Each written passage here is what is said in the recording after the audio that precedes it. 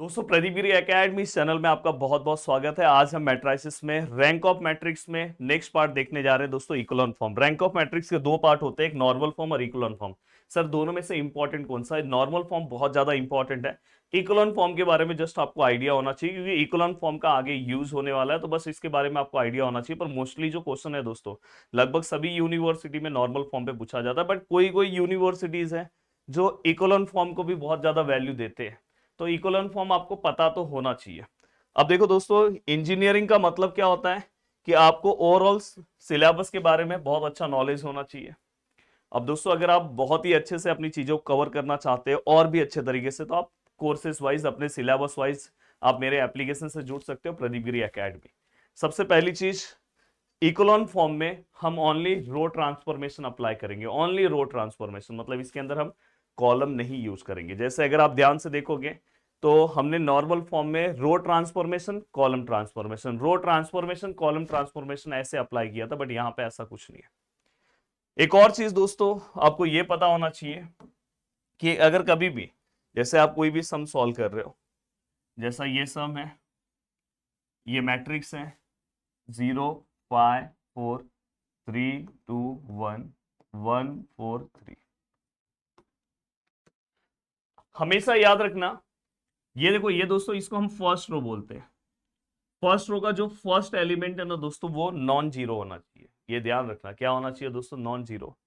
और बहुत सारे बुक ने क्या बोला कि नॉन जीरो तो होना चाहिए, बट यहाँ पे क्या होना चाहिए? वन आ जाना चाहिए। तो देखो, आपके लिए या तो आप थ्री भी ला सकते हो, वन भी ला सकते हो, पर मैं हमेशा बोलता हूँ कि ये नॉन जीरो होना चाहिए, जीरो नहीं आना चाहिए यहाँ पे। तो आप क्या करोगे, जैसे मुझे इसके साथ चेंज करना है, तो मैं R1 को रिप्लेस करूंगा विथ रिस्पेक्ट टू R3। तो आपका यहाँ पे वैल्यू क्या हो जाएगा दोस्तों? R3 वाला वैल्यू से ऊपर आ जाएगा, R1 वाला वैल्यू से दोस्तों ये नीचे आ जाएगा, और ये वाला पार्ट एज इट इज ऐसे ही रहेगा, कोई चेंजेस नहीं। देखो, ये वाला पार्ट ऊपर आ गया, ये वाला पार्ट नीचे आ गया, और एज इट इज ये बीच में बना रहा। तो ये क्या हो गया दोस्तों? इंटरचेंज का पार्ट। तो आपको पहला पॉइंट ये समझ में आया कि सर यहाँ पे नॉन जीरो एलिमेंट चाहिए। नॉन जीरो मतलब ऐसा एलिमेंट जो जीरो ना हो। जीरो अगर है तो उसको इंटरचेंज करके हटा दो। ठीक है सर, ये तो समझ में आया। दूसरी चीज दोस्तों सबसे ज्यादा इंपॉर्टेंट है, जैसे अगर समझो यहाँ पे कोई भी एलिमेंट है, जैसे ये वन है, समझो ये फोर है, थ्री है, टू है, फाइव है, नाइन है, सिक्स है, फोर है, थ्री है, सेवन है। देखो, अलग अलग बुक में अलग अलग ऑथर ने इसको अलग अलग तरीके से डिफाइन किया है। अगर आप इंजीनियरिंग को कवर कर रहे हो तो आपको पता है कि इंजीनियरिंग में आपके यूनिवर्सिटी में कोई स्पेसिफिक बुक नहीं होता। हाँ, कोई एक पब्लिकेशन आपके यूनिवर्सिटी में चलता है, बट इसका मतलब वो नहीं कि वो आपका स्टैंडर्ड बुक है। आप जैसे हम ट्वेल्थ में रहते हैं तो एक बुक हमें कंपलसरी इसी बुक में से पूरा का पूरा पार्ट आएगा, ऐसे हमें पता रहता है। पर यहाँ पे ऐसा कुछ नहीं, यहाँ पे कॉन्सेप्ट। इसलिए इकोलॉन फॉर्म को अलग अलग ऑथर ने अलग अलग तरीके से डिफाइन किया है। जैसे बहुत सारे ऑथर क्या बोलते हैं कि पहले यहाँ पे आप वन लेकर आओ। क्या बोलते हैं? वन लेकर आओ। और बहुत सारे ऑथर बोलते हैं कि वन नहीं लेकर आओगे तो भी चलेगा। पर मैं क्या करूंगा, यहाँ पे हमेशा वन लेकर आऊंगा। मैं कौन सा स्टेप फॉलो करूंगा वो मैं आपको बता रहा हूं। मैं वन लेकर आऊंगा, और दोनों सही है। ऐसा नहीं कि आप यहाँ पे वन नहीं लेकर आओगे उसका रॉन्ग हो जाएगा, ऐसा कुछ नहीं है दोस्तों। अब यहाँ पे वन लेकर आना है, उसके नीचे के जितने भी एलिमेंट्स हैं सबको जीरो करना है। अब जैसे यहाँ पे वन आ गया, फिर ये दोनों को जीरो करो। ये तो मैंने आपको सिखाया नॉर्मल फॉर्म में जीरो कैसे करते हैं। अब दोस्तों, जैसे ही ये वन हो गया, ये दोनों जीरो हो गए, फिर ये वाले एलिमेंट्स को देखो, इसके जस्ट यहाँ पे दिखाई दे रहा है जीरो के बाजू वाला, इसको वन करो, और उसके नीचे के एलिमेंट को जीरो करो। तो इस तरह से ये पूरा का पूरा, कभी कभी हो सकता है कि जब ये आप जीरो करो तो साथ में ये भी जीरो हो जाए। तो ये क्या है दोस्तों? आपका इकोलॉन फॉर्म है। जैसे अगर समझो यहाँ पे ऐसा है, देखो ये वन, फोर है, थ्री है, टू है, वन है, four, six, nine, one, four, three, two, one. समझो ये माइनस फोर है, minus five, three, two, four. ये मैं अपने मन से जस्ट ये रैंडम एग्जांपल लिया कि आपको समझाऊं। देखो, इकोलॉन फॉर्म क्या करोगे, इसको पहले वन कर दो, ये सभी जीरो कर दो, आपको आता है। फिर किसको वन करोगे? देखो, जीरो जो फर्स्ट जीरो उसके बाजू वाला, इसको वन करो, फिर ये दोनों को जीरो करो, फिर इसको वन करो, इसको जीरो करो। उसके बाद अगर ये कुछ चेंज हो रहा है तो अच्छी बात है, अदरवाइज ये अपने आप यहाँ पे अगर जीरो आ गया तो ये आपका इकोलॉन फॉर्म हो गया। अभी जैसे मैं आपको कुछ एग्जाम्पल्स दिखाऊं, देखो यहाँ पे अगर आप देखोगे, देखो यहाँ पे फाइव है, दिखाई दे रहा है। अब मैंने यहाँ पे बहुत सारे बुक्स ऐसे ही बोलते हैं कि यहाँ पे वन नहीं करोगे तो भी चलेगा। तो अगर आप नहीं भी करोगे चलेगा, पर मैं 1 करा के ही कराऊंगा। तो देखो उसके नीचे के सभी एलिमेंट 0 है, देखो इसके बाजू के बाद में फिर सभी एलिमेंट 0 है, फिर देखो इसके नीचे के यहाँ पे अगर आप ध्यान से देखोगे, जब ये है इसके नीचे के सभी एलिमेंट्स 0 है, ये वाला 5 जब समझो इसको भी मैंने 0 ले लिया, ठीक है। अब देखो ये अपने आप 0 आ गया, तो इसको मैं एक तरह से क्या बोल सकता हूँ, ये इकोलॉन फॉर्म है। जैसे अगर आप ध्यान से यहाँ पे देखोगे, देखो यहाँ पे ये है, इसके नीचे के एलिमेंट 0 है, देखो यहाँ पे 1 नहीं है, चलेगा कोई दिक्कत नहीं, उसके नीचे का एलिमेंट 0 है, समझा। अब ये नहीं आया 0 तो कोई दिक्कत नहीं है। तो अगर आपको ये देखो डायगोनल्स है, ये देखो ये डायगोनल्स है, उसके नीचे का एलिमेंट्स अगर 0 आपको दिखाई दे तो तुरंत आप बोल सकते हो कि ये इकोलॉन फॉर्म है। तो आपको एक प्रॉपर आइडिया आ गया कि इकोलॉन फॉर्म होता क्या है। अब देखो इकोलॉन फॉर्म में 2-3 चीजें और इंपॉर्टेंट है, ये 2 एग्जांपल से आप समझ सकते हो।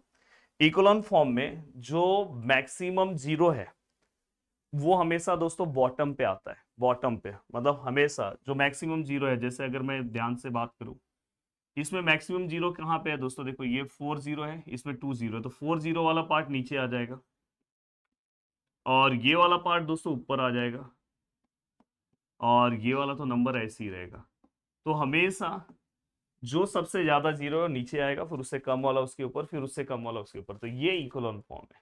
अभी ऐसे ये वाला पार्ट है, इसको अगर प्रॉपर इकोलॉन फॉर्म में करूं तो देखो मैक्सिमम 0 कहाँ पे दोस्तों, यहाँ पे, तो ऑलरेडी वो नीचे है तो कोई दिक्कत नहीं है। 4 0, अब उससे छोटा देखो यार 2 0, यहाँ पे 3 0, तो ये वाला पार्ट लेना चाहिए। अब यहाँ पे अगर आप ध्यान से देखोगे उसके बाद 2 0 वाला पार्ट और फिर बाद में नंबर्स। अब यहाँ पे अगर आप ध्यान से देखोगे तो ये इकोलॉन फॉर्म की तरह दिखाई दे रहा है। अब आप बोलोगे सर ये इसके नीचे के सभी एलिमेंट, यहाँ पे तो डायरेक्ट ये 0 हो गया, कोई दिक्कत नहीं है दोस्तों, ऐसा कोई प्रॉब्लम नहीं है, ये हम इसको इकोलॉन फॉर्म बोल सकते हैं। जस्ट मैं आपको क्यों बोल रहा हूँ कि ये एलिमेंट के नीचे 0 फिर यहाँ पे आप 1 करो, वो जो मैं आपको स्टेप्स बता रहा हूँ कि आपको इजी तरीके से वो स्टेप समझे।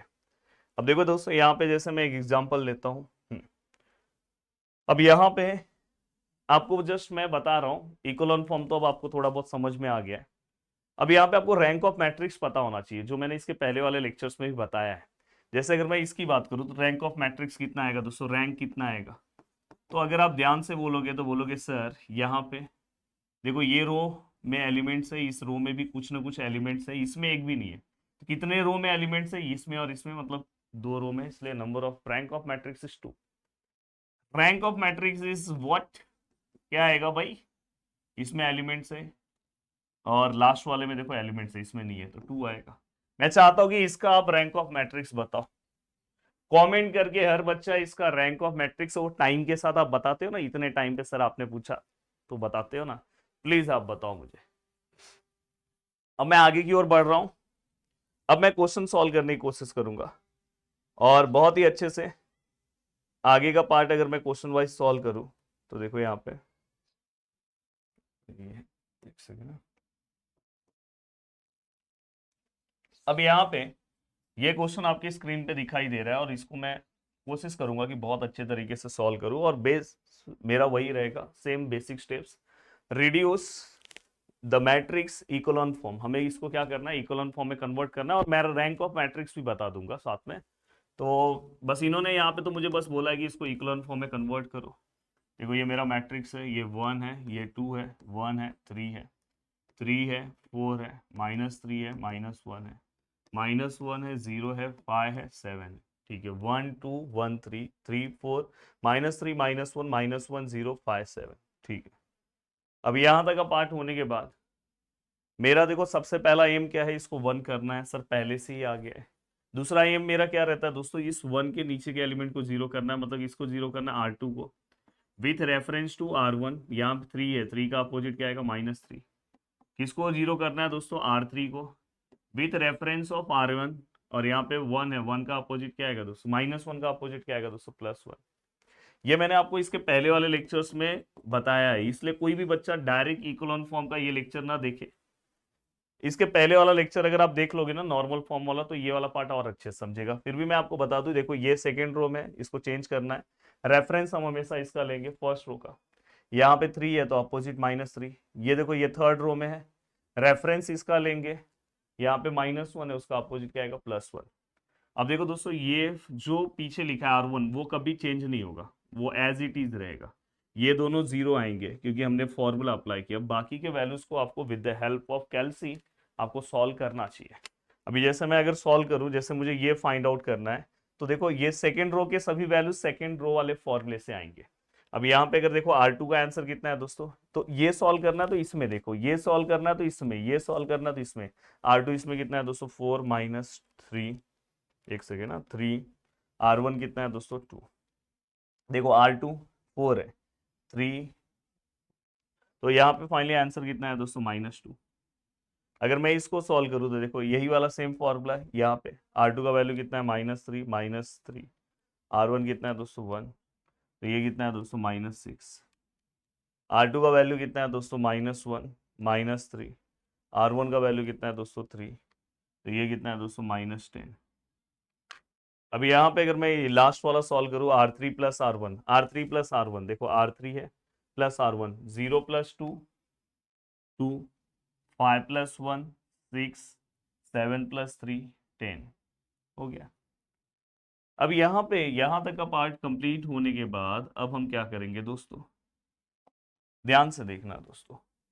अब ये वाला पार्ट कंप्लीट करने के बाद अब यहाँ पे आपके पास दो ऑप्शन है। अगर आप बुक में देखोगे ना तो ये दोनों पार्ट को प्लस कर देते हैं, तो नीचे पूरा जीरो आ जाएगा, तुरंत वो इक्वलन फॉर्म में कन्वर्ट हो गया। पर मैं हमेशा ऐसा टीचर हूँ जो एक स्टेप से ही पूरा सम सॉल्व कराता हूँ। ऐसा नहीं कि जो बुक में दिया है वही मैं आपको बता दूं, तो आप कंफ्यूज रहोगे, आप बोलोगे सर आपने तो अभी यहाँ प्लस किया पर दूसरे सम में तो प्लस नहीं कर रहे हो। इसलिए मेरा बेसिक स्टेप हमेशा एक ही होता है। मैंने पहले इसको 1 किया, इसको 0 किया, उसके बाद मैंने बोला इसको 1 करने को ना, तो वही करूंगा, कुछ अलग नहीं करूंगा, मेरा भी आंसर राइट आएगा।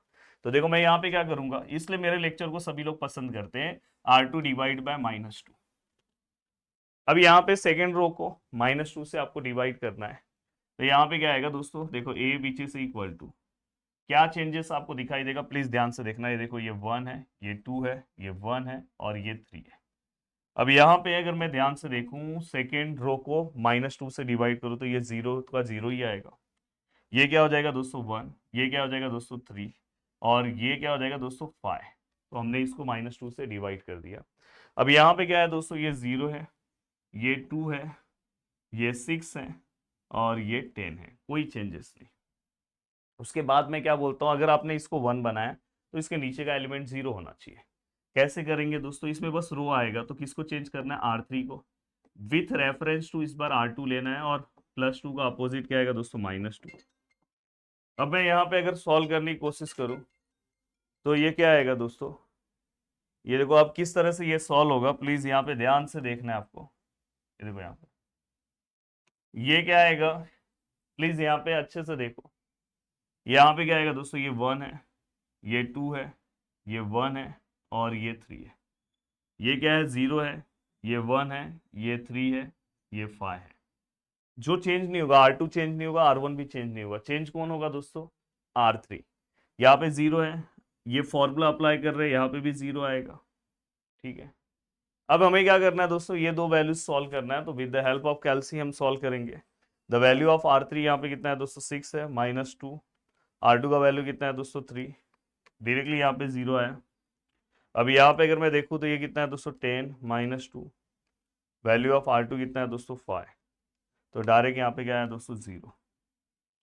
तो ये अपना स्ट्रेट फॉरवर्ड पूरा का पूरा पार्ट सॉल्व हो गया। अब देखो ये एलिमेंट्स है, उसके नीचे के एलिमेंट 0, इसके नीचे की 0। अब उसके बाद आपको कुछ नहीं करना है, मैक्सिमम 0 सबसे नीचे है, फिर उससे कम वाला 0 ऊपर है, मतलब ये इक्वलन फॉर्म है। इवन अगर आपको कोई रैंक ऑफ मैट्रिक्स पूछता है कि इसका रैंक कितना है, तो आप मुझे कमेंट करके बताओ। अगर आपने मेरे लेक्चर को अच्छे से देखा तो बताओ इसका रैंक कितना है, प्लीज कमेंट करके बताना, मुझे बहुत अच्छा लगेगा।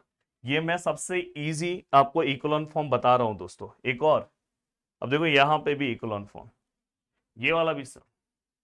अगर आप इस सम को देखने जाओगे तो देखो दोस्तों यहाँ पे ए है, यहाँ पे अगर हम ध्यान से देखें तो यहाँ पे 0 है, 2 है, -6 है, -2 है, 1 है, 0 है, 1 है, 1 है, 3 है, 1 है, 0 है, 2 है, 1 है, 1 है, -2 है, 0 है, 0 2 -6 -2 1 0 1 1 3 1 0 2 1 1 -2 0। सबसे पहले मैं क्या करूंगा दोस्तों, ये 0 नहीं चलेगा, देखो मैंने आपको इसीलिए समझा दिया था, ये जीरो नहीं चलेगा तो आप क्या बोलोगे सर, या तो इसको ऊपर ले लो या तो इसको। तो मैं क्या कर रहा हूँ, R1 replace by R2, interchange कर रहा हूँ, रिप्लेस नहीं कर रहा हूँ, इंटरचेंज। देन दोस्तों यहाँ पे क्या हो जाएगा, ये जो सेकेंड रो है वो फर्स्ट पे आ जाएगा, और जो फर्स्ट है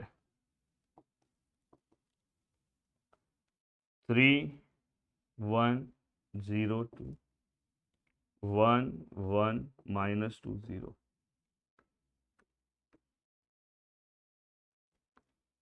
1 0 1 1 0 2 -6 -2 3 1 0 2 1 1 -2। अब यहाँ पे अगर मैं आगे की ओर बढ़ूं तो देखो दोस्तों यहाँ पे, अब यहाँ पे ये 1 हो गया, नीचे के सभी एलिमेंट्स को जीरो करना है, ये ऑलरेडी जीरो है, ये दो को बस अपने को जीरो करना है। तो मैं चाहता हूँ कि इसको मैं नेक्स्ट पेज पे ले लूँ तो थोड़ा अच्छे से समझ में आ जाएगा आपको। देखो मैंने इसको नेक्स्ट पेज पे ले लिया, और इसके पहले वाले का स्क्रीनशॉट ले लो यार, स्क्रीनशॉट को लेके बहुत शिकायत करते हो। ले लो, मैं साइड हो गया हूँ, स्क्रीनशॉट ले लो। अब देखो दोस्तों यहाँ पे अगर मैं इसे सॉल्व करने जाऊं तो देखो ये दोनों को जीरो करना है, R3 को जीरो करना है विथ रेफरेंस टू R1, यहाँ पे 3 है उसका अपोजिट -3। R4 को जीरो करना है विथ रिस्पेक्ट टू R1, 1 का अपोजिट -1। तो -1 लिखने की जरूरत नहीं, डायरेक्ट माइनस लिखो। अब यहाँ पे A which is equal to, अब यहाँ पे देखो क्या चेंजेस है, R1 सेम होगा 1 0 1 1, R2 सेम होगा 0 2 -6 -2, R3 और R1 तो 3। देखो यहाँ पे अगर आप रखते हो तो दोस्तों ये तो जीरो होने वाला है क्योंकि मैं फॉर्मूला अप्लाई कर रहा हूँ, बाकी के सभी वैल्यूज आपको फाइंड आउट करने हैं। अभी यहाँ पे अगर आप बात करोगे, ये सॉल्व करने जाओगे तो देखो थर्ड रो के वैल्यूज को इसके अकॉर्डिंग सॉल्व करेंगे तो 1 -3, R1 क्या है दोस्तों, जीरो है, तो ये 1 ही आएगा। ये अगर आप सॉल्व कर रहे हो तो 0 -3, देखो ये सॉल्व कर रहे हो तो इसमें जाना है, इतना सिंपल बता रहा हूँ, यही गलती होती है, ये सॉल्व करते टाइम अगर आप इसमें गए तो रॉन्ग हो जाएगा। R3 कितना है, 0 है, -3 है, R1 कितना है दोस्तों, 1 है, तो डायरेक्टली आपका आंसर कितना आएगा, -3। यहाँ पे अगर हम देखें तो R3 का वैल्यू है क्या है, 2 है, 3 है, R1 कितना है दोस्तों, 1 है, तो ये कितना आएगा दोस्तों, -1। अब यहाँ पे R4 है 1 -0, आंसर इज 1। यहाँ पे क्या आएगा दोस्तों, -2 -1, आंसर इज -3। देखो ये फॉर्मूला यूज कर रहे हो फोर्थ के लिए, 0 -1, आंसर इज -1। अब यहां तक का पार्ट होने के बाद अब आपको क्या करना है दोस्तों, देखो ये एलिमेंट से नीचे सभी एलिमेंट जीरो हो गए। अब यहाँ पे भी आप कर सकते हो, या तो आपके पास एक ऑप्शन है कि आप ये पूरे को डिवाइड करना है तो आप यहाँ पे 1 लेकर आओ, या तो इंटरचेंज भी आप कर सकते हो, वो आपके ऊपर कर। अब देखो दोस्तों यहाँ पे मैं क्या कर रहा हूँ पता है, R2 डिवाइड बाय 2 कर दे रहा हूँ, यहाँ पे 2 से डिवाइड कर दे रहा हूँ, यहाँ पे 1 आ जाएगा, तो ये डायरेक्टली क्या हो जाएगा दोस्तों, A which is equal to, बाकी सभी सेम होंगे, ये 1 है, ये 0 है, 1 है, 1 है, यहाँ पे 0 है, ये 1 है, ये -3 है, और ये -1, ये 0 है, ये 1 है, ये -3 है, -1 है, 0 है, 1 है, -3 -1। तो मैंने ये पूरा सेकेंड रो को 2 से डिवाइड किया। अब ये 2 से डिवाइड करने के बाद अब आपको क्या करना है दोस्तों, यहाँ पे किसको चेंज करना है, आपको पता है ये दोनों को जीरो करना है, R3 को विथ रिस्पेक्ट टू R2, इसके रेफरेंस में 1 है तो उसका अपोजिट -1, और 1 लिखने की जरूरत नहीं है। यहाँ पे अगर आप ध्यान से देखोगे तो R4 with respect to R2 minus. अब यहाँ पे बुक में यहाँ पे भी ना अलग स्टेप सॉल्व किया है, पर मैं मेरे स्टेप से सॉल्व करा रहा हूँ, ये स्टेप आप, और आपको मैं हर एक सम में यही स्टेप फॉलो करना है। अब इससे बेनिफिट क्या होगा पता है, अगर आप एक सम सॉल्व करते हो तो आपको कोई भी सम सॉल्व करने आएगा।